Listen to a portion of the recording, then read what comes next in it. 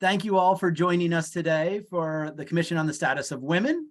This is the event with the NGO Committee on the Family New York, entitled Successes in Family Frameworks and Technology for the Empowerment of Rural Women and Girls. I am very excited to be your moderator for today's wonderful event. I'm Dr. Ben Freer from Fairleigh Dickinson University and a member of the Executive Committee for the NGO Committee on the Family. I am very happy to have our co-chairs for the NGO Committee on the Family on as well, Vinnie Santoro, as well as Marcia Barlow, as well as other members of our Executive Committee, Lynn Walsh, Sophia Piotruk, and Marilyn Kanelski. Sorry, Sophia, I do that each time. And I wanted to first mention what we aim to do at the NGO Committee on the Family. Where we work from is the idea that the family is the natural and fundamental building block of society. As such, stable families are essential for stable communities, stable nations, and a stable world. And so we work to promote, preserve, and protect the well-being of the family. And we do this through many mechanisms, one of which is holding wonderful events like we have today. We also hold our regular meetings the third Thursday of each month. Typically, we hold those as hybrid events, and we look forward to the possibility of many of you joining us for those future events as well. So to turn to the point of today's event, again, the title is Successes in Family Frameworks and Technology for the Empowerment of Rural Women and Girls. We're really aiming at the importance that rural women and girls are essential members of their communities, contributing to economic, social, and family life. However, living in rural areas presents unique challenges to achieving gender equality and the empowerment of women and girls that includes less access to education and resources. Advances in technology and access to that technology, i.e. the internet, offers unique opportunities to combat these challenges in the quest for equal rights and opportunities for women and girls. Technology offers the opportunity for families to access educational opportunities that can shape and support a familial framework geared toward equality and empowerment of women and girls. As former Secretary General Ban Ki-moon wrote, when we empower women and girls, we will realize a better future for all. And so I'm very excited to have two wonderful presenters today. We will first have Dr. Susan Walker speaking. Her title is Rural Girls, Empowerment Through Technology is Everyone's Responsibility. Dr. Walker is an emeritus faculty member from the University of Minnesota. Her primary focus of research is on the social context influences on parenting that include the communities and networks that parents belong to, relational structures, climates, and educational programs they may participate in, and wider public policies that affect family life. She is focused on technology and family life, culminating in many research projects on parent learning and technology integration, and the design and instruction of an undergraduate course, Technology and the Family. We're really thrilled to have Dr. Walker with us today. And with that, I will turn it over to you, Susan. Thank you, Ben. I am more than thrilled to be here. It really is a great honor to be with you all today and to be able to speak on this topic.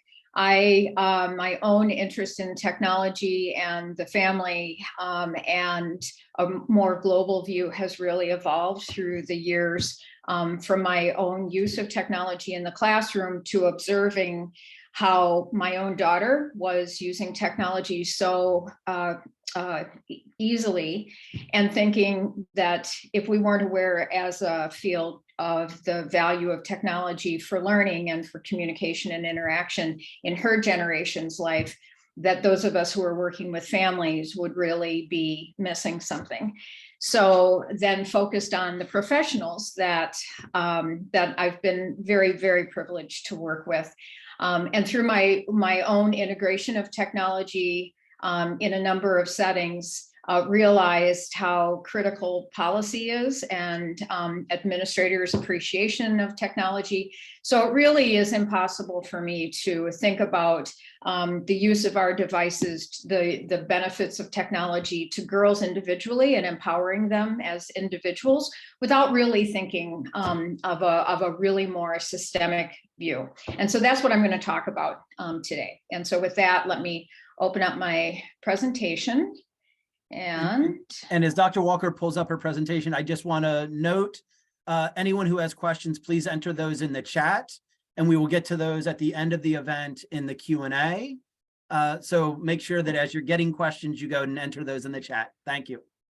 Okay, and I am getting a warning message. Sorry.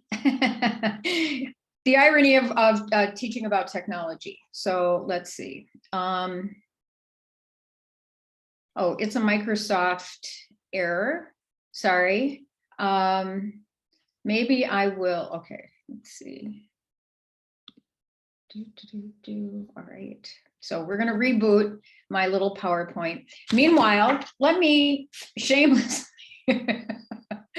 promote my textbook, Critical Perspectives on Technology and the Family, to give you something to look at. There we go. This is a free open source textbook all about the topic that we're talking about. Okay, on with this one more time. View the, sorry. That's interesting. Sorry.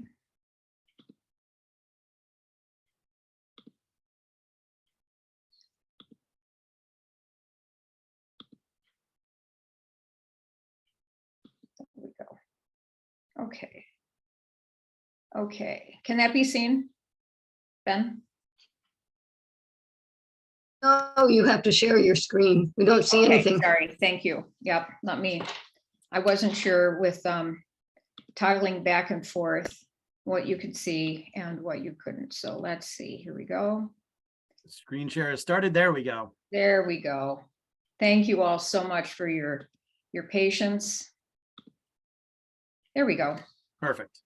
So as I mentioned, it is my own perspective while I work with families on an individual basis, and I work with teachers, and I've worked in public policy, for me not to really look at this question in a very systemic way.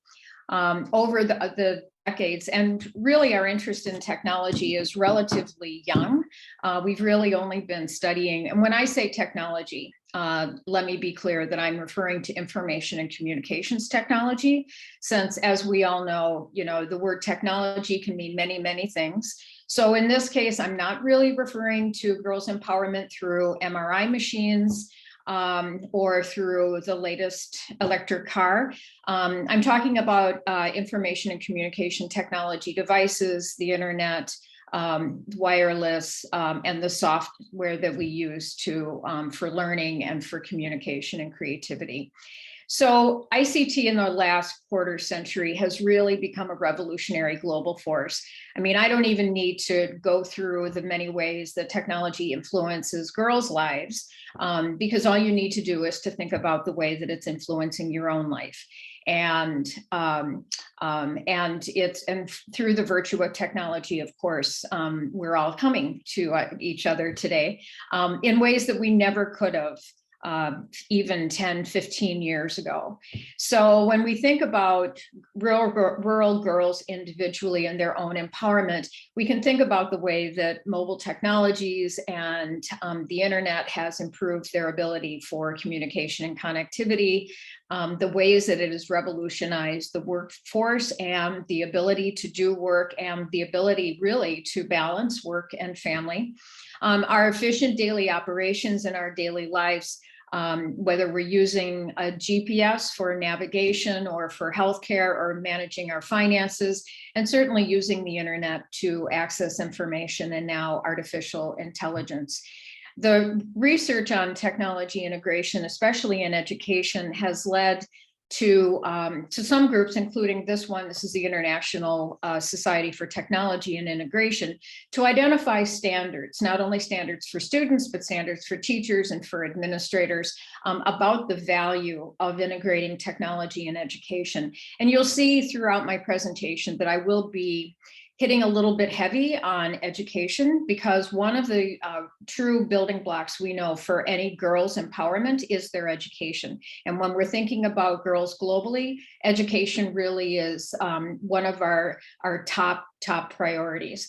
So it's very salient for us to focus then on the role of technology in education. And the ISTE, or International Society for Technology and Education, has identified a number of ways that technology really benefits individuals, including being an empowered learner. Students leverage technology to take an active role in choosing, achieving, and demonstrating competency in their learning goals informed by the learning sciences. But you can also see the role for knowledge and being an innovator, being creative, being a collaborator.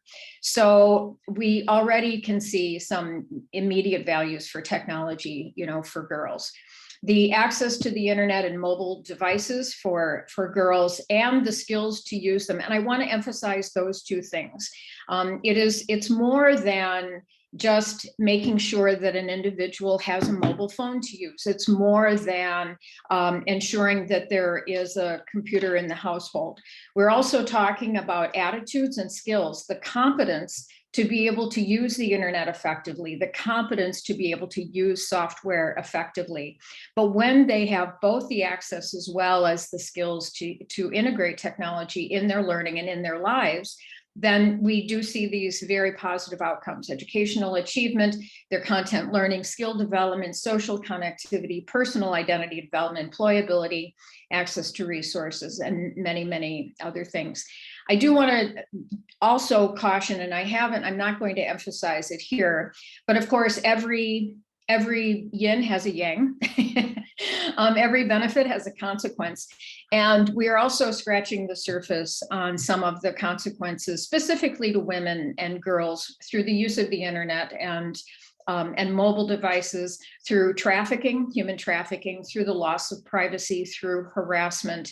And so it's equally important, and I'll emphasize this at the end in recommendations, that while we are looking for ways to empower girls through access and skills to use technology, we also have to provide for them a safer world, and that includes the internet.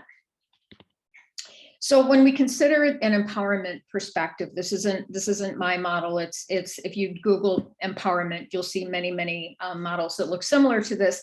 Is that individual's agency, that process of that individual having the agency to facilitate the resources available to them to achieve positive outcomes.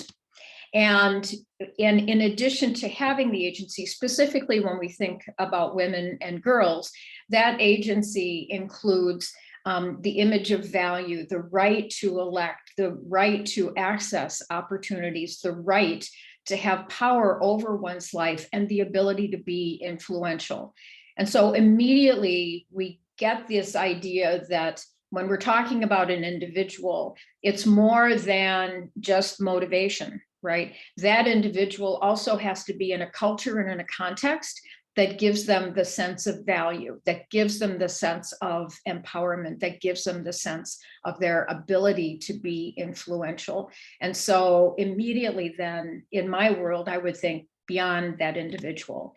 So true empowerment for me lies beyond the individual through other forces. So we think about, again, that individual having resources in their agency and their outcomes, but then we look to the next level of the community and the family, and what resources they offer that individual, what agency they have to operate on those resources and the outcomes, because community and family outcomes have direct benefit to the individual girl. And then the society, our values in our society, the policies that we have, our agency that our society takes, and their own societal outcomes obviously hits at a more mid-level, to communities, to states, to legislations, and then to the individual. So for example, with parenting, we can think of parents as being individuals and working harder to be quote unquote better parents, and with that outcome of being a more confident parent. And we want that parent, say, to engage in a local program that is available to them. And that might be contingent on their own personal experience and their maturity, the income and the access they have to those programs. But then at a community level, we think, is it even available to offer programs? Does it have the community will and the resources to offer programs for parents? And so they want to offer, their outcome is to have a parenting program, not only just a program, but a quality program, a program with quality staff and available to everyone, like a public library. And then to have the necessary budget. Well, where does that come from? That's got to come from an even higher level that allocates resources, but not only allocates resources, but again, has that value that those resources are not going to defense or to the environment, something else positive, but also is going to children's welfare and going to families. So again, to multiple levels. And or to put it more simply, an individual empowerment perspective might have you reading the book Parenting for Dummies, right? But a more global perspective, a systemic perspective, is going to be looking at these multiple factors that impact parents and caregivers. So to support and enhance parenting, but also to reduce stress on the family, because a lot of challenges parents face are due to the stress in their lives related to income, related to education, related to violence, depending on the area that they live in. And so again, it isn't just a matter of handing a parent a book and saying, good luck with the parenting. It's providing a whole systemic force involved of resources, including culture and context that supports the parent in that work. And so when we think about girls' achievement, rural girls' achievement, context is everything. And so some of the minimal research that has been done in this area definitely points to economic resources that are of value, that are tied to girls' low participation rates in school. The poverty, cultural norms, and the socioeconomics of the family are key determinants into whether or not a girl is enrolled in school or in the labor market.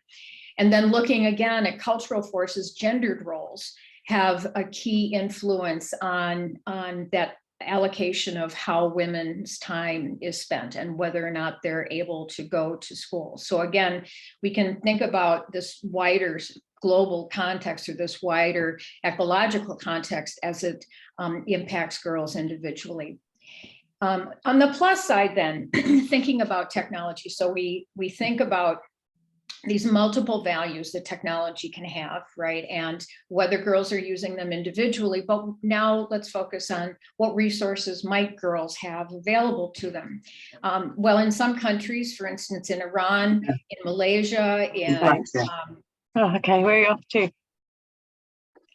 In Norway, there is evidence of a variety of programs and resources that have been made available to rural girls, specifically to enable them with not only access to technology, but again, to the skills and resources that they may need to be able to use them effectively. The little figure that I have in the corner that is from one of the studies is looking at these telecenters that were available in Malaysia. But again, look at, and I know you can't see it too well, but there are three primary outcomes that those telecenters are focusing on: social, physical, and spiritual.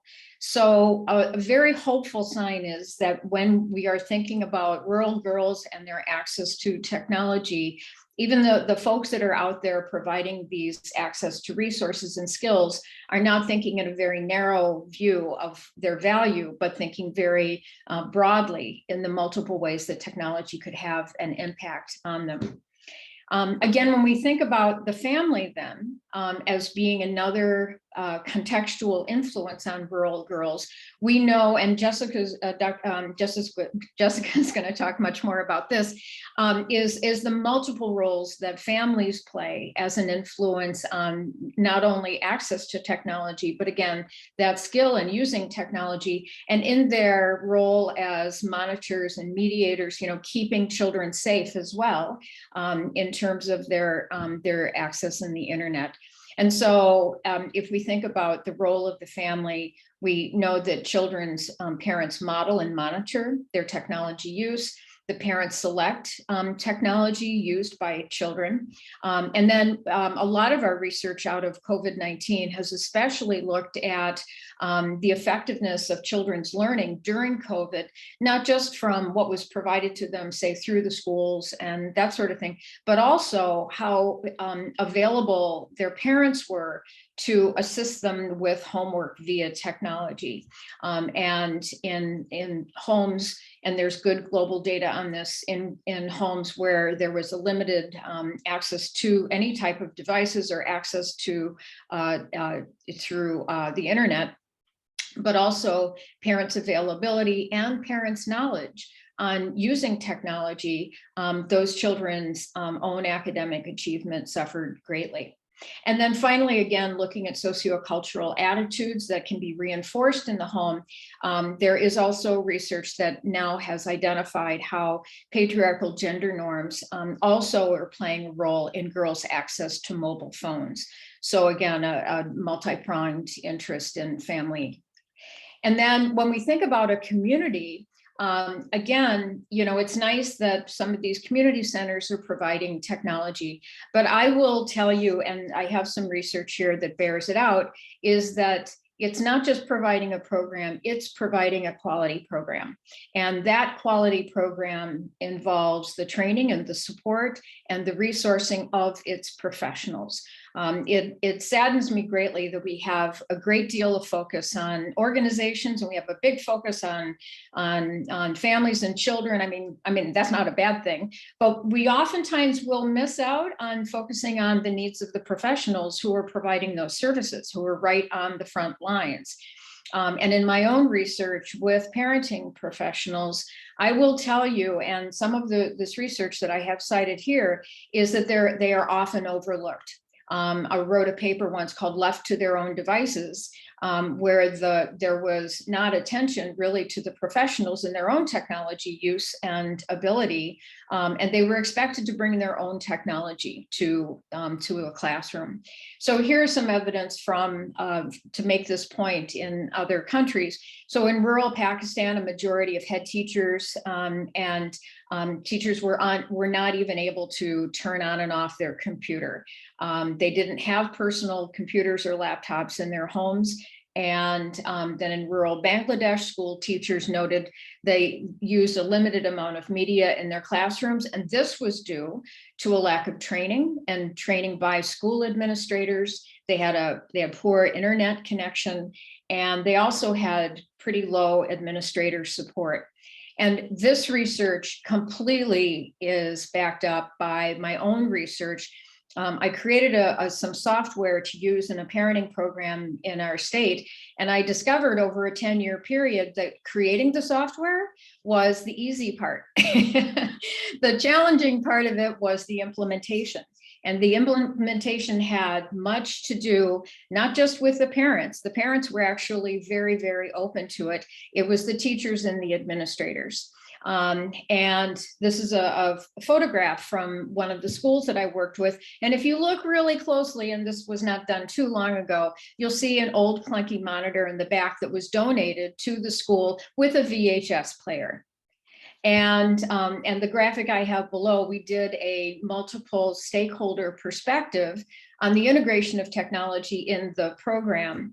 And from the parent perspective, they very much identified the need for having more technology integrated because they were integrating technology in their own lives. They were using smartphones for information, for communication, and that's what they expected that this program would be able to do.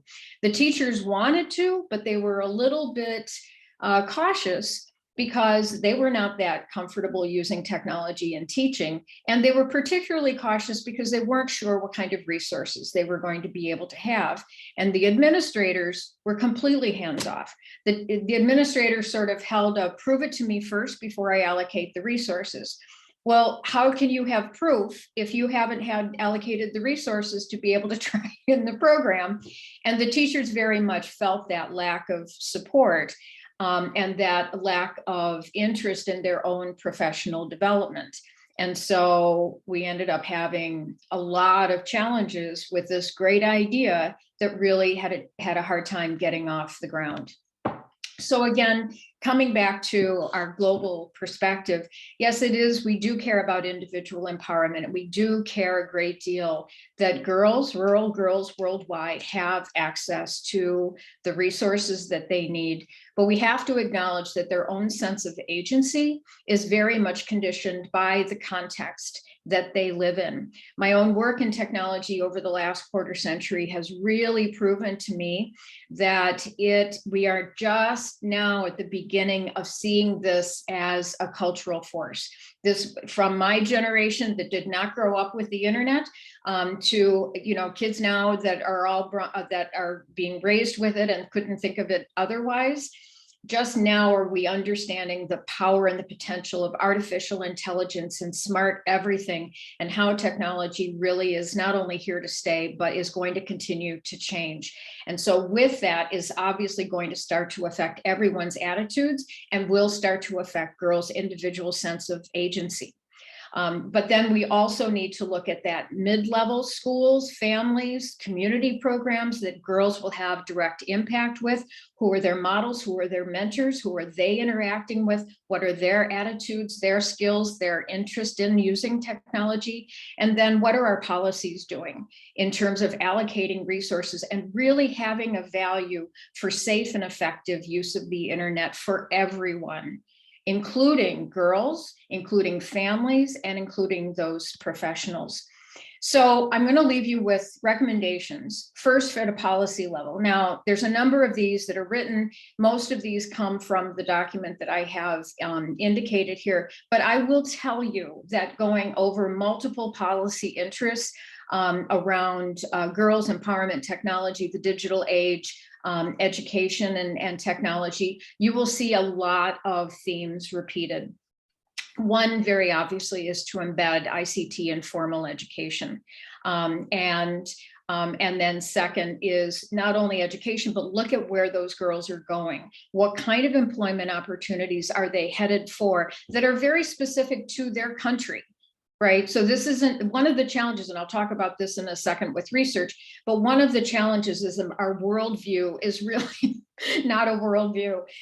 It's really more of a Northern European, well-heeled country view.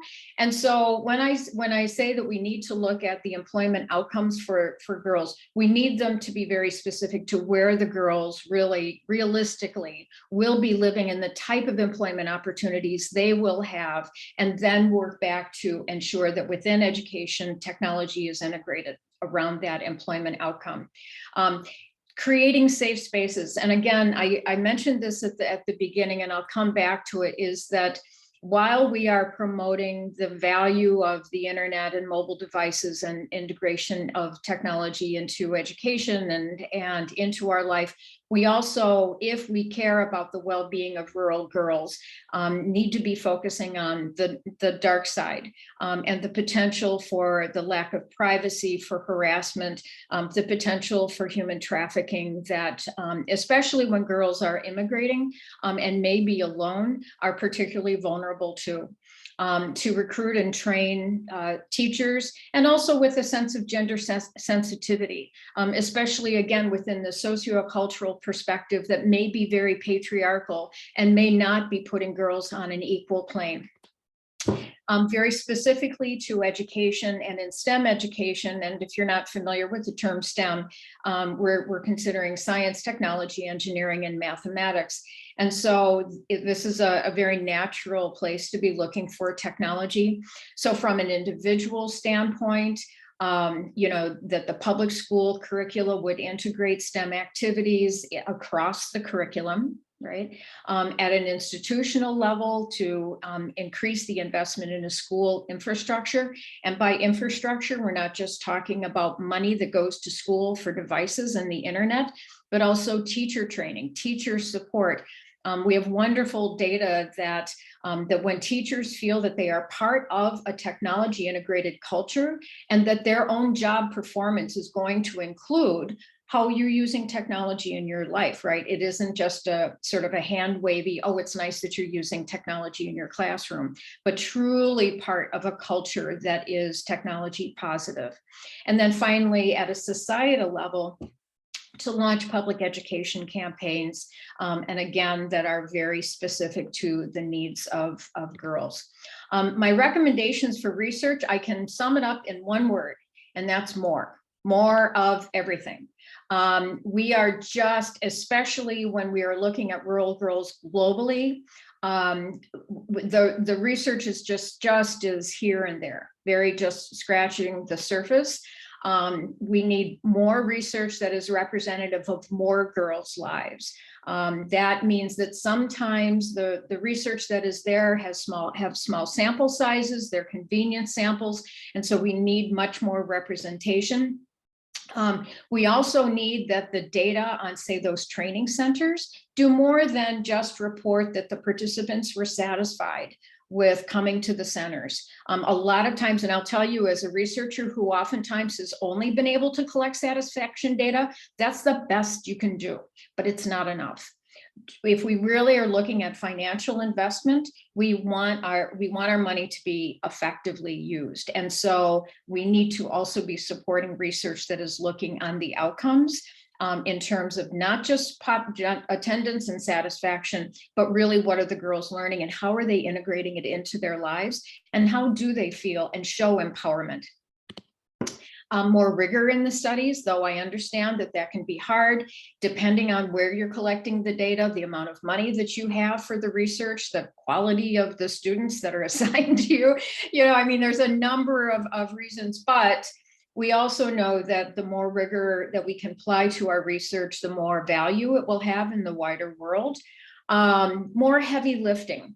And by that, I mean to not just look at sort of girls and their participation, but also include these cultural forces that are standing in the way, the patriarchal forces that may be limiting girls' advancement. And then more than just internet and mobile phone use, because as we have more technology, artificial intelligence, and we need to be integrating those and different types of software. Don't do social media research on Facebook, because my guess is that the girls that you'll study won't be using Facebook, right? So we also need to be looking at the type of technologies that the girls are using. And then finally, for practice, that, again, any program that's aimed at rural girls on ICT is only as good as the confidence and skill of its staff. And so I just implore you to really focus on the staff and their own comfort with using technology, and to realize too that digital citizenship is something we all need. And whether we're professionals, an individual parent, whether it's a girl, and it's something that parents can really raise up in their children from a very early age. And that goes along with that sense of safety online. To advocate for the provision of resources in the internet, to have training and support available versus expecting that an individual is going to train themselves. And then finally, and I'll leave you with this, is to always, always, always integrate parents in everything that we do, because they aren't forgotten. And I can't tell you the number of times that colleagues have programs focusing on children, only to say, it'd be a good idea if we involve their parents, as though it's a big surprise. So again, I will be sharing this presentation, and so you'll have access to the references and the image credits. But again, I want to thank you for your attention and for the opportunity to speak with you today. And I look forward, after Jessica's presentation, to engaging with you in conversation. Wonderful. Thank you so much, Dr. Walker. That was a really wonderful presentation, both to set the framework for how we can think about technology and its implementation in families to empower women and girls, but really importantly, that there are many levels, right, that we need to be considering, that so often we look at policies that focus on children or focus on the parent or focus on the school system, but not really thinking about integrating those together in meaningful ways. And you've really highlighted the value and importance of that. So really exciting to think about and think how we can apply that in meaningful ways. So as I mentioned at the beginning, we will move to our second presenter now and finish with question and answer. So I am thrilled to introduce Dr. Jessica Navarro, assistant professor at Elon University, who will be our second speaker. Her topic is, or title of her talk is Parenting in the Digital Age. Her research interest approaches are grounded in Bronfenbrenner's bioecological theory. She focuses on development across the lifespan that occurs within everyday interactions and activities, with specific focus on unique sociocultural and historical contexts that individuals and families inhabit.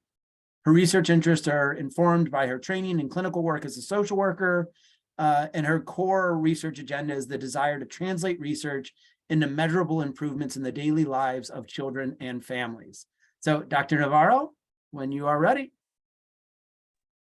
Thank you so much, Ben. Thank you so much. I am going to try to also share my screen, which will be a lovely, okay, here we go. In the true Zoom fashion, I also have a child home sick. So at any moment he could walk in. I have tried to encourage him not to do that, but it may happen. So apologies ahead of time. There we go. Wonderful. Is it good? Excellent. Thank you so much, Susan. I think your presentation was a great lead-in. Yours is a much broader topic than what I'm going to be talking about this afternoon, which is really specifically about parent-child relationships in the digital age today. And I got interested in this, and I was doing parent coaching and support groups for parents, and a lot of their questions centered on technology. What limits should I be setting? I'm feeling terribly guilty about this. What about this game? I don't know. I haven't used that app before. A lot of concerns, a lot of confusion. And so that's really where I focus a lot of my research, is looking at those interactions between parents and children. So I thought I'd walk you through some of that research today and some recommendations I have for parents.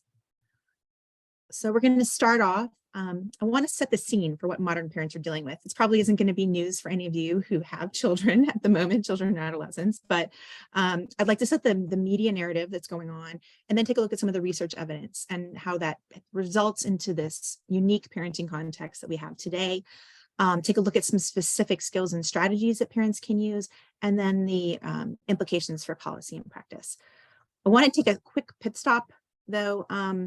Like Susan, I tend to view technology really from a strengths-based perspective. As she said, it's not going anywhere. This is going to be something that is in our lives for a long time to come. And so I really try to view technology as a tool for connection and cohesion, and a way that families can bond. And so that's sort of the approach that I take, which differs a little bit from some of the research out there that tends to take a more sort of pathological approach. So you might hear me use different terminology than you read about before, but we can talk about that a little more. I also wanted to point out, as Susan said, that parenting is culturally specific. What is good parenting in one country or one culture, one family, is very different than in another. So when I'm talking about parenting today and what's good parenting, it's really coming from the research that I have done, and from the research that's accessible mostly, which is done in Western educated, industrial rich, and democratic societies. And so my biggest sort of like how to apply this within your own country and culture is, what is good parenting where you are? And take that and really apply it to the digital context, because we know that what works in general does generally work in this context. So kind of take that and what I'm saying today and see what happens.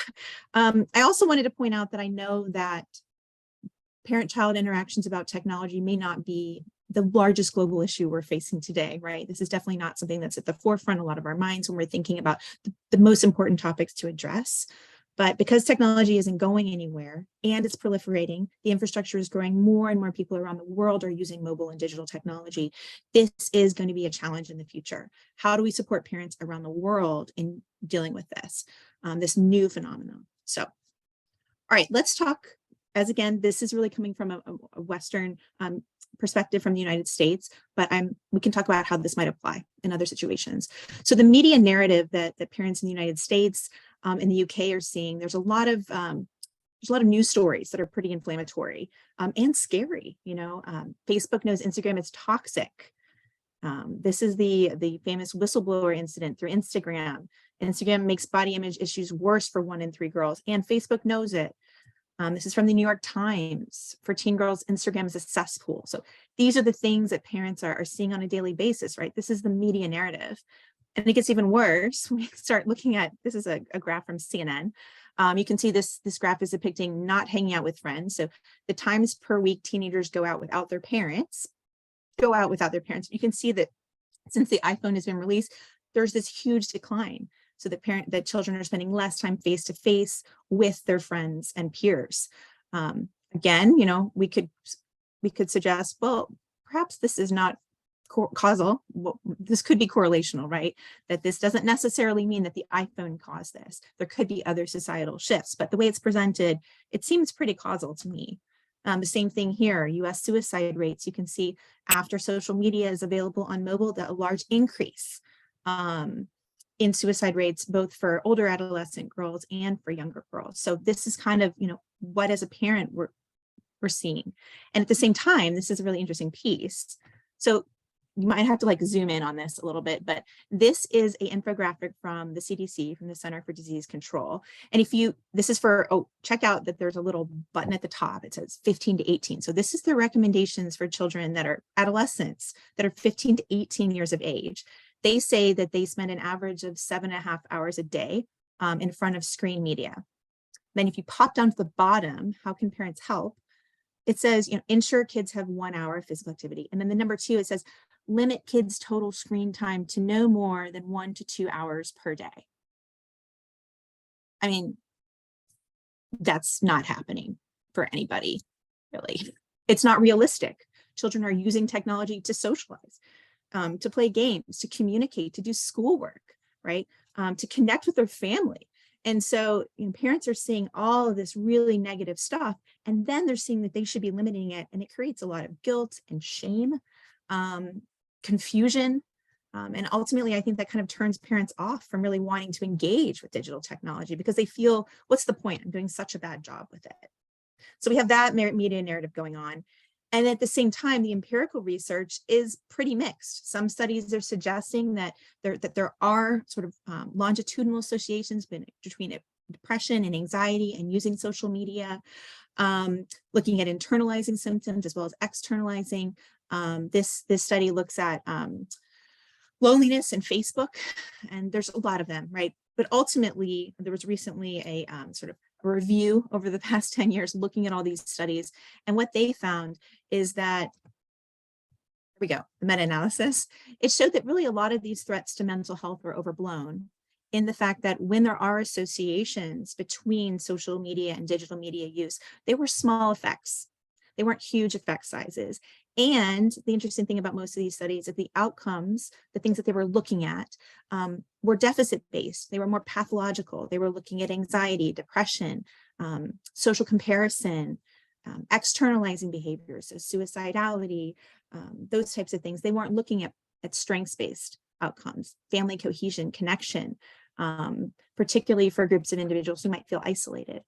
In addition, in addition to being perhaps overblown and mixed, the samples for most of this research is, as I suggested before, white, Western, educated, industrial, rich, and democratic. That's where most of the samples are coming from. And so they're not representative in any way, or cannot be generalized in any way.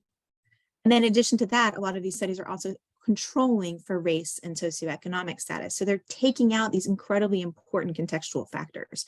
That raises this issue of who are these samples really? They're not, who is this? And one of the things that I always harp on with parents and students is just that a lot of the literature focuses on screen time. It doesn't focus on the processes that children are engaging in, the interactions and activities that they're doing. It's focusing on how much screen time they're using. And as adults, we know that using our phones and scrolling through videos on Instagram is a very different situation than if we're reading a book, if we're talking with friends, if we are doing a lot of other activities. So screen time lumps a lot of this in together, and we know that these are very different types of activities. As I mentioned before, there's limited causal information, and that Susan touched on this as well, but the problem is for research about this, particularly related to parents and children, is that technology is evolving more rapidly than research is able to keep up. So, we'll see studies come out right now that are still talking about Facebook. Adolescents in the US are not using Facebook anymore. So it's not really relevant. That has different features, different platforms work differently. And so, that's a real problem when it comes to trying to use the evidence that we currently have and apply directly to parenting. So those are the two pieces. We've got sort of this fear-based narrative that's going on in the media, and then we also have this uncertain empirical evidence. So that's sort of what parents are looking at. And then we also, like Susan, I take this much, it's more contextual approach, right? Where we're looking at all these different factors. And we're thinking about how parents might interact with their children. We also have to think about all the different characteristics that a parent may have. Their gender, their age, this is particularly important. Did they have social media or digital media when they were adolescents or young adults? Not many parents today did. I'm 40 and I think I got social media after I graduated from college, right? So my experience as an adolescent and child and adolescent is very different than what my children are experiencing. It also has a lot to do with our attitudes about technology. Am I fearful about it? Do I embrace it? Am I willing to learn? And like Susan said, a lot of this has to do with sort of our digital citizenship and our digital literacy as well. So in addition to the parent characteristics, parents are also thinking about their children. They're thinking about the age of their children, what's appropriate for the age of their child, the gender of their child, sort of what are their children's attitudes about technology and their skills? What are their interests and needs? How might technology be beneficial for them? And then we're also thinking about the larger cultural context in terms of norms, gender norms, norms related to the family itself, the structure within the family, thinking about geography, whether we're living in a more rural or urban environment and how the infrastructure of technology plays into that as well. We know that family size also matters in terms of how parents interact with their children. And socioeconomic status matters too, in terms of accessibility to technology, being able to afford broadband access, the number of mobile devices in the home.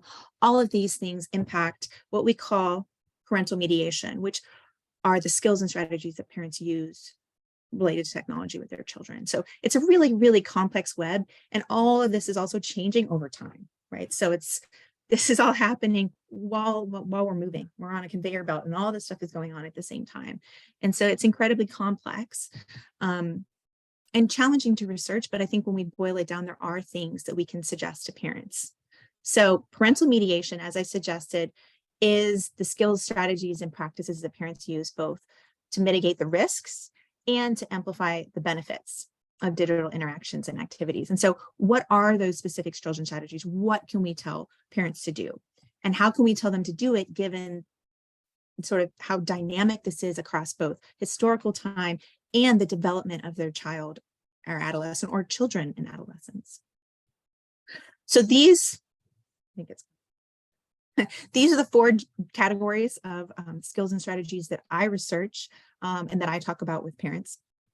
So I'm going to jump into them and kind of give you an overview. So discursive mediation are skills and the practices that are focused on discussing things with one's child or adolescent. So not just talking about screen time, but talking about the content, what's going on in these, analyzing, critically thinking about the way that gender is portrayed, for example, or class. Who is this targeting? What is the frame around this? And also looking at the connections that they're making. Who are they talking to? Who are they engaging with? My son, I remember a few years ago, he was playing Fortnite and he thought he was playing with this really famous Fortniter. Somebody had convinced him that he was. And I was just, asking questions, trying to help him think critically about the fact that maybe some people have duplicity online, right? So it's a really great way for him to think that not everybody is who they appear to be. So just constantly taking these opportunities to have them to begin to think critically about those interactions and those connections. One of the most important things about discursive mediation, that's why it's discussion based, is that it's a back and forth.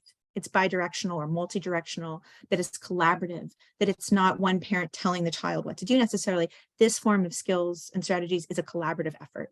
And within that, it's a great way to teach how to interpret the media, as I said. It's also a great way to kind of suggest, particularly with young women, what happens if we download that particular app and try that filter that you're seeing on Instagram, right? Oh my gosh, we look totally different. So really to think about the ways in which, if we're discussing about it, we can help them to interpret it in a way that challenges some of the issues with it. So for example, social comparison, the Instagram filters that are making everybody look perfect, presenting this life that's very different than the one that they might be leading. Discursive mediation, the research shows, tends to decrease with age, so this doesn't necessarily become as applicable in older adolescents, but definitely in late childhood and early adolescence. This is a key strategy that parents can use to develop this open relationship with their child about technology. As I said, discussions about technology are a wonderful time that parents can empower their children, particularly their girls and young women, to seek out media that's showcasing women that look like them. So this becomes a problem when we see in the media that a lot of women don't look like how I look. How does that make me feel? And so encouraging your children and adolescents to follow people who are wonderful representations of people who look like them, who are from similar environments as them, and so that they don't feel othered in the same way that they might by viewing, very stereotypical women on Instagram or Snapchat, TikTok. Okay, so restrictive mediation and monitoring is another practice that parents can use. And this is really when parents are setting rules and boundaries about content, about what they're viewing, how long they're spending viewing in that, who they're talking to. And this can be enforced in a lot of different ways. We can think about it traditionally, parents setting a rule, but there's also a lot of ways that technology is doing this. So most devices now have built-in parental controls. Really working with parents about how to use those, they can be tricky. They can be really tricky. And so how to use those parental controls in a way that's effective is really important. Another version of this is also the monitoring piece. So, setting up a system where you're able to check your child's history, to look at their chats, to go through, check their screen time. Who are they talking about? What are they talking about? Having this be a normal part of a daily life to the point where it's not intrusive for them. Another part of this is also tracking location. It's fascinating to me. I ask like a whole room full of undergraduates, how many of your parents track you?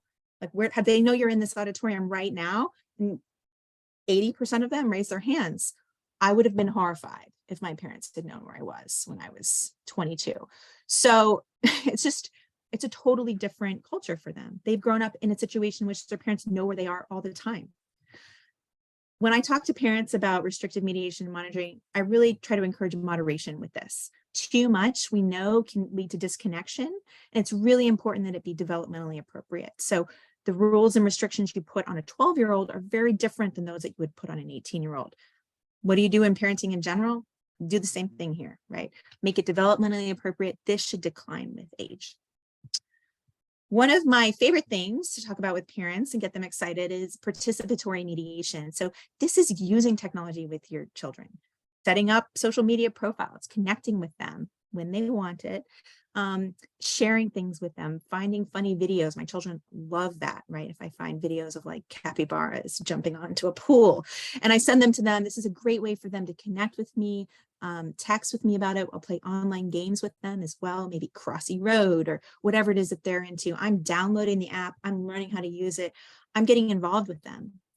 It's also really important that participatory mediation is a way of learning about technology. So we can flip the script, right? They become the experts. My children know far more about technology than I do. And so by asking them to teach me how to play a game, how to use this app, how does Snapchat work? What are all these filters? It puts them in the position where they're the one in control. They have the power, and I can learn from them. And that really creates this connection and this strength in that relationship where they feel that they can come to me. And that's really the goal. We want children to be coming to us. A friend of mine recently tracks her daughter, and they tend to have a pretty open relationship about this, but her daughter ended up starting to leave her phone at home because she knew that her mother was tracking her. She didn't want to know where her mom was going. She got into a car accident, didn't have her phone, couldn't call her parents. And so sometimes these things that we set up have unintended consequences. Children find ways around them, right? This is one of the most important things. We don't talk about this very much when we're thinking about parental mediation, but a lot of my research is starting to move in this direction. We know that parents around the world are intense users of technology. Parents are using their phones all the time for work, for leisure, for communication, for connection, right? Signing permission slips, for banking, all sorts of things. And it's really important that as parents, we're walking the walk, that what we're suggesting to our children, we're also doing. And so children are constantly learning through observation. They're mirroring us. So if we have our phones at the dinner table and expect them not to, that's not a legitimate boundary right there. We should also be putting our phones away. We should be modeling the behavior that we want to set. And so we should be doing that with screen time as well. How much are we on the phone? Where are we using it? Are we using it in the car, for example? You know, this is a wonderful place in which children see us and our digital hygiene, right? What are we doing? And then also, I think it's really important to talk about how we use it to interact with people. So a lot of the time, is this a good time to text somebody or should I call them? Right. And this person has just got some really bad news. Maybe I should call them, text them and say, I'd love to talk to you about it. Really trying to set up how can you reach out to people in a way that's personal and appropriate for the situation. And all of this works to create this family culture where people feel open to talk to one another about it, that there's this balance between using technology for school or for work and for family time, and that we're using it as a way to empower children and adolescents to use technology in a way that is supportive for them, that promotes their growth, their identity, their interests, their narrative, that helps them grow as human beings, rather than using it in a way that perhaps could lead to some depression and anxiety. And so really trying to promote that healthy digital hygiene, digital citizenship in some ways. So we talked about these little pieces. I wanted to give you finally some recommendations. These are not nearly as detailed as Susan's, but when we think about technology, I really encourage us to take a strengths-based approach. It's not going anywhere. If we're super negative, we're influencing parents to have negative attitudes about it, to turn off, to shut down, to not want to engage. It's too much effort. And so if we're talking about how this can be a way that parents can connect, that they can learn from their children, that they can teach their children, it becomes a much more approachable issue. I also think that we have to acknowledge how incredibly complex this is, that what is good parenting, what is good digital parenting, it's going to vary greatly depending on the context, depending on the availability of technology, depending on your location, your gender, right? Susan was talking about all of those issues. And when we think about parent education, I think it's important that we give parents real skills, like actionable items that they can do, and that it's comprehensive and holistic, that we're not just talking about parental controls, and we're not just talking about discussion, but that we're integrating all these pieces and saying, you kind of have to put this puzzle together in a way that works for your family, for your children, how old they are, who they are, where you are, when you are, right? And also part of this, so we're giving the skills, but we need to be thinking about what's underneath it. What are the attitudes and fears that parents have? Because parents have a lot of those. Like I showed you before, you saw the CDC. There's a lot of shame. Yeah, I've been letting my children play for Fortnite for 4 hours a day, and they say only 2. So there's a lot of shame that comes with that. And so we need to be addressing those fears and those feelings in order for those skills to really be connective, right? We do this in a lot of other parts of our life. And we have to acknowledge there is some new data suggesting that mothers and fathers parent digitally very differently. My research suggests that mothers tend to be more restrictive, while fathers tend to be more participatory. So our education for parents also, we have to think about it being differentiated in terms of who the parents are. Where are they? What is their gender? What skills and strategy, what skills, digital literacy do they have? I wanted to also just give you a couple of resources that I give to parents quite often. This is one of the best resources in the United States for sure, commonsensemedia.org. This is a great website. They have reviews almost of every single app, TV show, movie, video game. All of those things are reviewed on here. They provide not only what happens in them, like is there cigarette smoking, is there alcohol, is there sex, is there violence, but also things to talk about with your kids. So like conversation starters, to be thinking, encouraging them to be thinking critically. And then it also has really specific tips for digital parenting. So you can see here, it's like guide to chat GTP. We could talk chat, I always say GTP, but it's GPT. So that's something we could talk about a lot, right? Something I'm running into, certainly with students, but with my own children as well. What's the role of this in our education? How can we talk about this in an open way? So that's a great resource, highly recommend. Another one that I point parents to is Sonia Livingston's blog at the London School of Economics. She's one of the foremost scholars in parent-child relationships related to technology in the world. She has a great blog. She updates it all the time. She's involved in so many initiatives across the EU related to children's health and technology. So that's a great source. And there's also a newsletter. This comes from Jackie Nessie at Brown University in Rhode Island. She is one of the foremost scholars on the US side in this, and she recently started a newsletter called Techno Sapiens. She provides the latest research in a really, approachable way for parents and policymakers, practitioners. I think it's a great resource because it's really practical and it's really down to earth. It takes a lot of, but she's a researcher, and so she puts it in a way that it is representative of the research, but intelligible.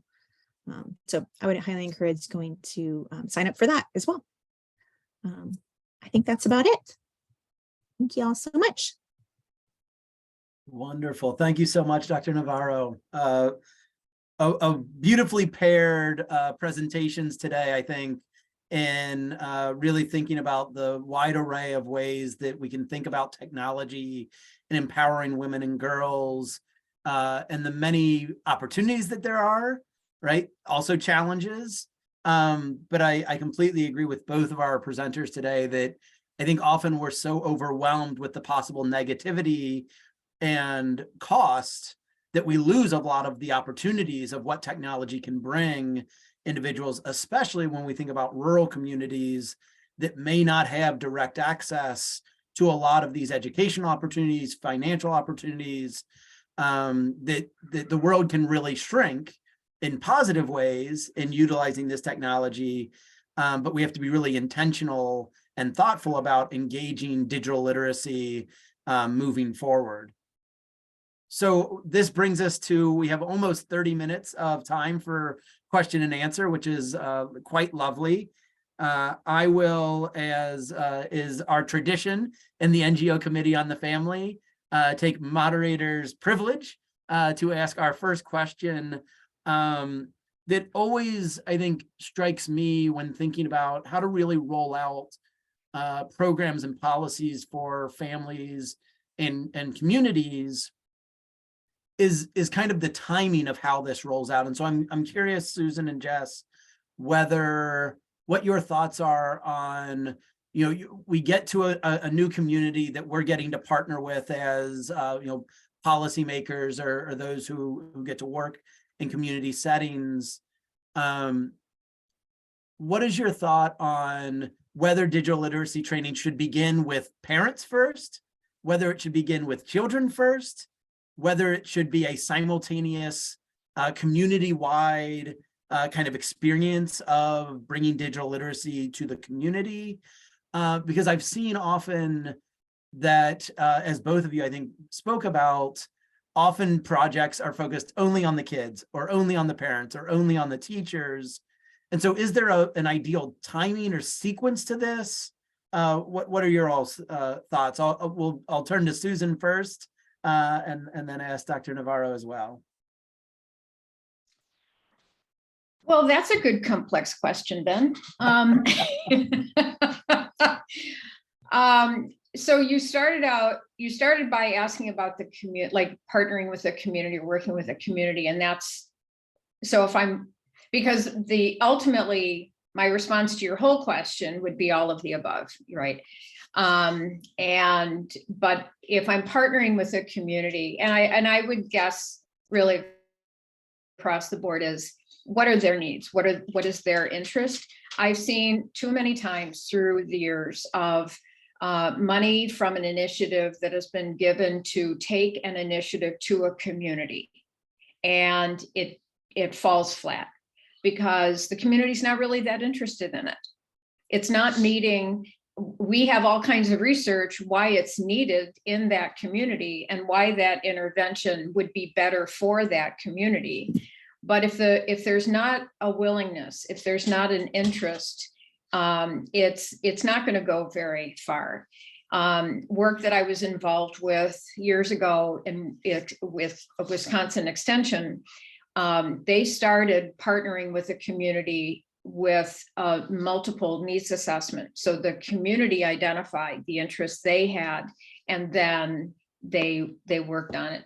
And so I would say from the standpoint of technology, if parents, schools, community leaders are all involved, I would be listening for where technology fits with their interest. So for instance, if there is an interest in recent bullying and possibly a suicide attempt in one of the high schools, that's a perfect opportunity to be talking about kids using technology or in terms of social media and things like that, and then growing from that to what can schools do? You know, is this bullying behavior? What can parents do? The safety of the internet, and really sort of addressing that problem, because that's where the interest is, as opposed to let's just offer, like I ask my students in college, when we talk about digital literacy, how many of them have had digital literacy classes in their high schools? Well, if you follow the digital literacy talk, you would think it's everywhere. You would think that everyone has been funded to do it everywhere, and that it's starting in the elementary schools and, you know, like in Common Sense Media, which I'm also a huge fan of, and they have fabulous resources. When I survey my college students, maybe 2 students out of 50 in a classroom have even heard of digital literacy. And this is a generation growing up with technology. So I guess I take a very practical approach.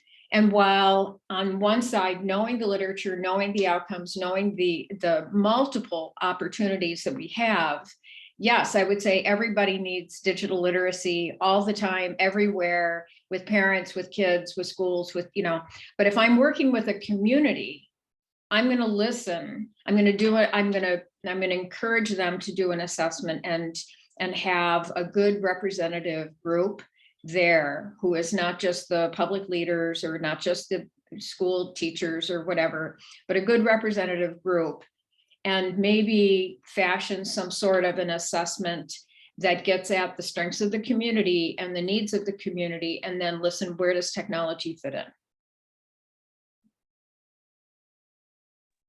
Great. Thank you so much, Dr. Walker. Dr. Navarro. I don't think I can add much to Susan, but I completely agree how important it would be to, you know, obviously not make any assumptions about the needs of a community, and really listen and see how to support. I love this idea though of parents and children's learning together. I think that's a really cool collaborative idea. Maybe I'm gonna steal that.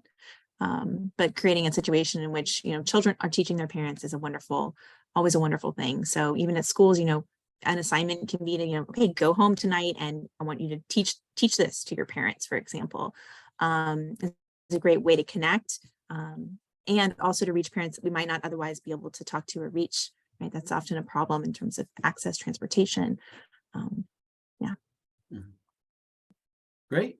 Perfect. Thank you both. So we had a question in the chat about how to overcome negative cultural resistance to listening to messages that empower women and girls, right?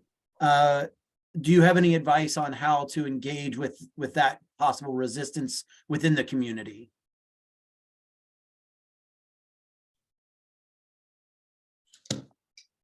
Can I go first? Sure. Well, first of all, as a white woman, I would be very, very cautious depending on the community that I was going into, especially if it's not a community I'm a part of. And again, I would take much more of a listening facilitative role and listen to the leaders, and especially the women leaders, because I have found in my own experience that the women leaders in communities have so much history and experience, and they have been fighting these fights and have been the direct recipients of the outcomes of these messages for so long that I would stand on their shoulders and respect their view. So they would be my first people I would talk to about it. It's really tough. I'm not going to say I have an answer to it, because I think personally, I think it's going to vary in every community.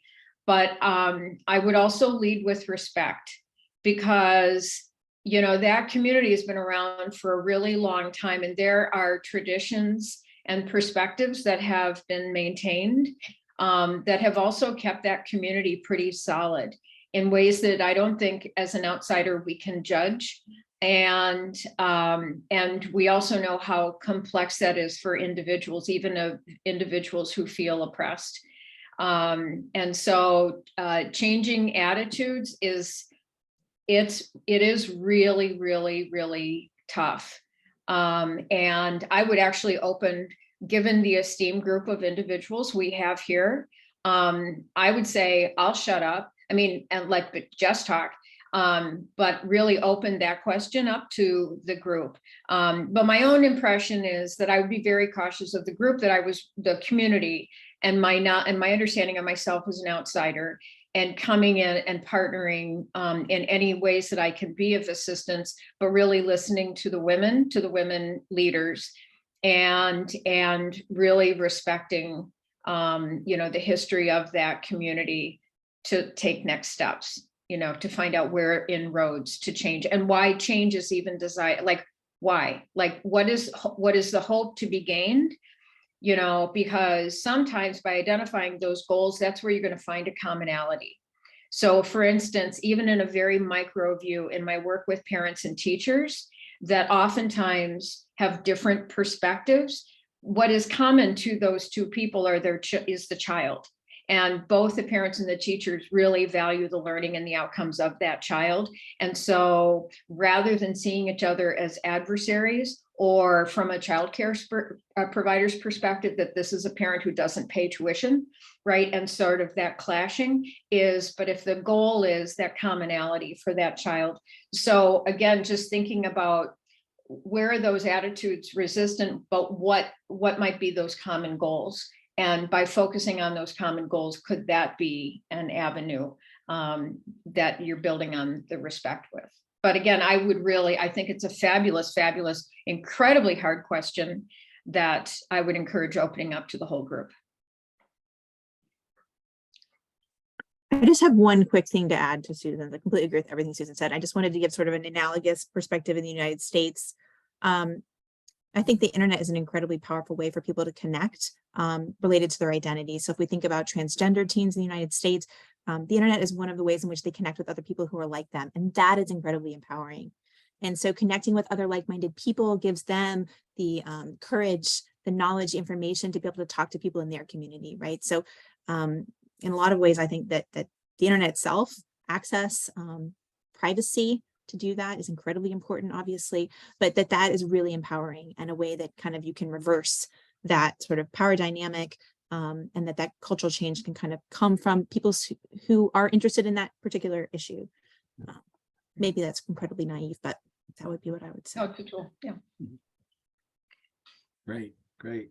So another question from our group, with the increase in screen time that occurred due to the pandemic largely, how can parents try to balance weaning screen time with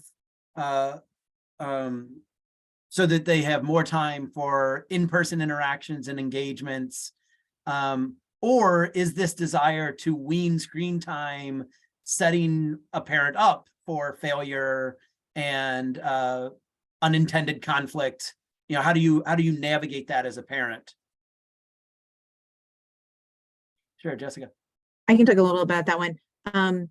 I think, so first of all, I think it's incredibly important that if you are going to be setting up a boundary like that, that you also, as that transition, so, you know, if a child's been a lot on screen time a lot, for example, in the pandemic, and then they're really going to have to relearn a lot of those things in terms of creating, you know, activities, not engaging in things out of their own sort of volition.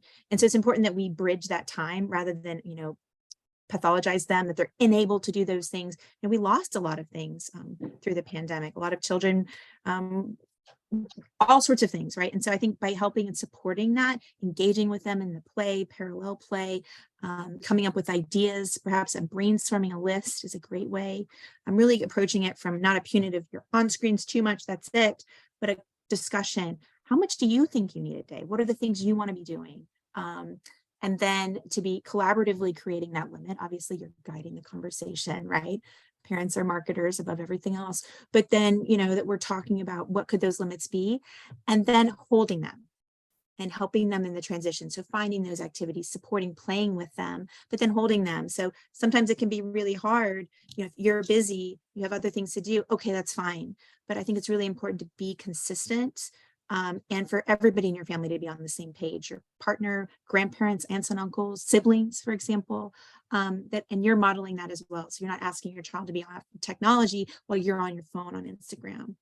So I think all those pieces, all of it is really important. Yeah, and I'll springboard off of that, and especially from what Jess said at the end about the modeling piece. I mean, I would question how many of us are working from home. How many of us are on the internet at home right now? You know, and a big challenge in work and family balance now is about, you know, and sort of also thinking about what Jessa was saying about Sonia Livingston. I mean, one of the things too is that it isn't quantity of screen time, right? It's quality of screen time. And our kids could just as easily start logging all the hours that we're on screens, right? And, you know, and we could say, but, you know, like 8 of those hours I was on Zoom meetings or something for work, right?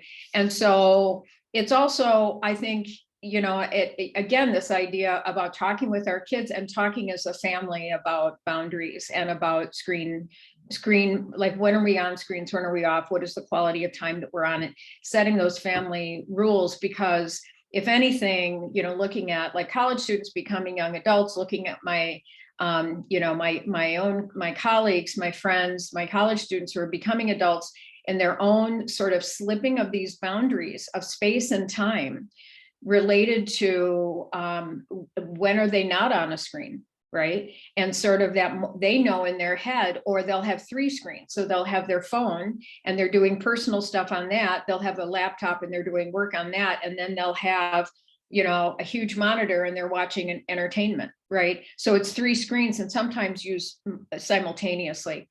And so I think that there's going to be a skill set that needs to be developed over time. And there's one group of researchers on work-family balance that are calling this digital cultural capital. And but it's that ability to really be very aware of how much time and the quality of time that we're spending with technology, but especially appreciating what else we want to spend our time doing. And then having the backbone as individuals, as parents, with our kids, you know, as families, when we put screens away.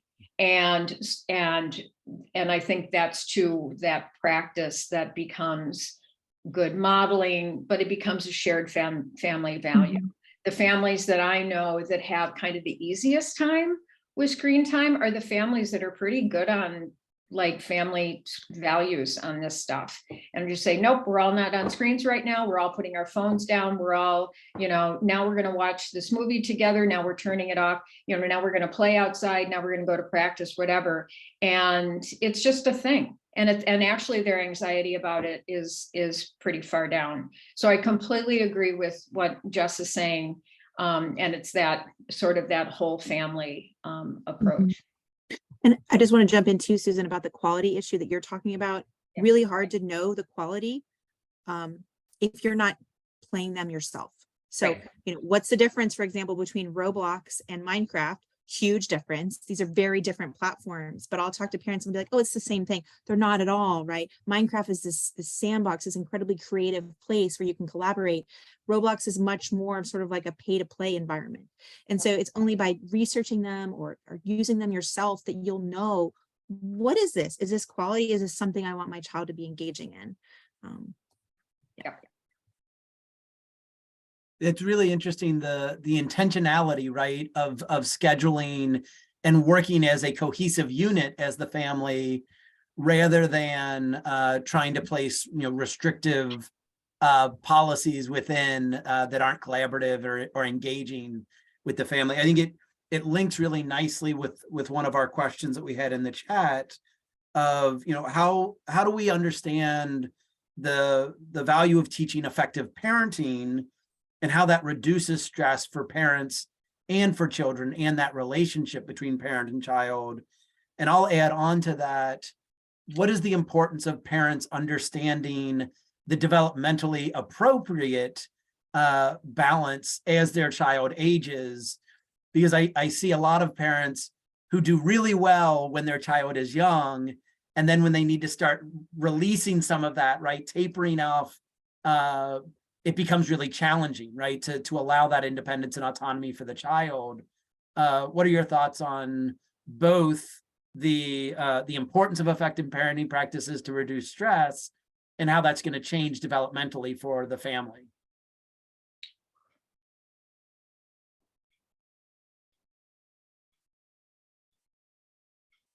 Jess, Yeah, I can I was just waiting. you want to start with that? Yeah, Ben, you're 100% correct. You know, I'll talk to parents and they'll be like, there's no way my child's playing, you know, Fortnite. It's such a terrible game. And I'm like, how old is your kid? And they're like, he's 16. I'm like, this is the time where you need to be letting go, right? He needs to be making these choices. You have been parenting this whole time, and now you're really a consultant. And so I think it's just that self-reflective process, and that constant engagement. If your child feels open to come talk to you about stuff, they're going to say, hey, mom, all these people are playing it. This is what it looks like. Do you want to play it with me? Okay, I'll play it with you, and you'll find out. So it's having that open communication. If you're closed and there's no movement, your child's not going to approach you. They're going to be playing at other people's houses. They're going to be finding workarounds. They're going to find a workaround, right? You wouldn't believe the creativity of my 11-year-old in hiding Snapchat on her phone. It's crazy. But so, you know, it's all about creating that open environment and then reflection, I think. And also, what are you doing for the rest of their life? Are you, like, you know, not letting them think about the way that you're changing your parenting in other domains and applying that to your digital parenting as well? Yeah, you know, again, I think it's something I obviously agree with, and anything that we can do to reduce the stress in a parent's life, period, you know, with technology being a part of it and a very important part of it. I just keep reflecting on the people in parents' lives who can help them answer that question, you know, Ben, you know, with that. The great majority of parents are alone in this tech world. They may or may not know of resources like, you know, Common Sense Media. You know, we do know one of the things that happens developmentally, not just with parents, but with parents and children in the relationship, is during that early childhood period when, you know, let's just like parents and kids together and like they're their whole world, and the parents are in the early childhood setting and they're, you know, but then they go to school, and then there's that, you know, then children become much more focused on out of school activity and peer relationships and school. And it kind of eases up a bit for parents, so they're focusing on younger children. And then, you know, the developmental press of middle school and adolescence, and any tension and conflict in the parents, you know, anyway, there also is kind of this push away. And I know a lot of parents and adolescents who they're searching again for parenting education supports, right? And the schools aren't providing them. But when the schools try to provide them, the parents don't show up because the parents are busy or the parents' questions are very specific. And so anyway, it's again, I am an advocate for more parenting support in our world, period, so that it's always available to parents anytime, like a public library. You want a book, you can go down the street. You want parenting help, you can go down the street. And so when I think about parents with this issue, it is something that they're alone. And then the people that they generally will go to are going to be friends and family. And that's dangerous because they may or may not have information, and God help them if they go on social media, because that's going to be kind of biased. And so then I think about the professionals that parents may have connection with, who may be the school teacher, usually could be the clergy, could be a therapist, or could be, if they're really lucky, a parenting educator or family support person. And so I would say too, that if we're answering the question about reducing parent stress, then we are also needing to focus on that next level of people that the parents will have contact with, because they probably won't be reading books. They don't have the time to do, whatever. And so what is that level of help they'll go to? And my guess is that for those very specific questions about screen time and things like that, the people parents are going to go to aren't going to know any more than they do. And unfortunately, it's going to be like taking a question about sex to your neighbor, because they're just going to go based on the limited knowledge that they have, right? And or their own experience, which could be vastly different than what the parent is dealing with. So I always think about not just that individual, but again, reinforcing whatever that community is. Great. Well, and I know we have many more questions that I have, and I see that we have a hand up.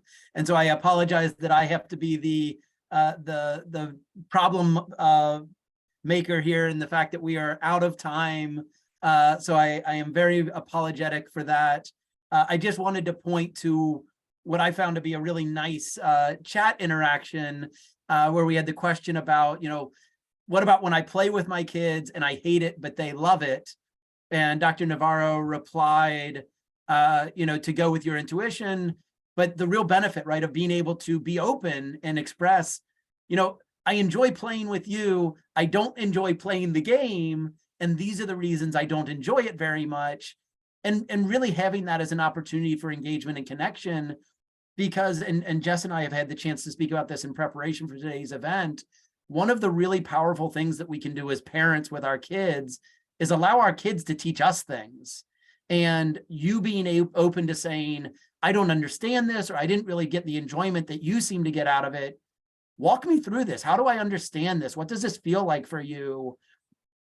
And it's part of that developmentally appropriate change, right? That allowing our developing children and adolescents to be the expert sometimes and us be the novice is a really powerful step forward in the relationship between parent and child. So I just really enjoyed that interaction, and I think it really nicely demonstrates kind of what Dr. Walker and Dr. Navarro have been talking about today in the importance of engaging with families and children and parents and the school system and the community leaders. So thank you all so much for such a wonderful event. I believe we've put up our speakers' email addresses, or maybe only Dr. Walker's. Dr. Navarro, if you wouldn't mind putting your email in the chat so others can contact you following today's wonderful event. Thank you all so much for all of your questions, all of your amazing attention. We look forward to seeing you at future events. I will remind us all that May 15th is the International Day of the Family, and there will be many wonderful events at the UN. We will be holding one of our side events to that, as is our tradition. And so please keep an eye out for those announcements as they come closer. thank you again, Dr. Walker and Dr. Navarro, for your expertise, your time, your energy, and your support of parents and children and families throughout the world. Without all of you doing the work, we won't be making the changes that we all want to see in our communities and in our world. So thank you all so much, and I hope you all have a wonderful rest of your day, and CSW.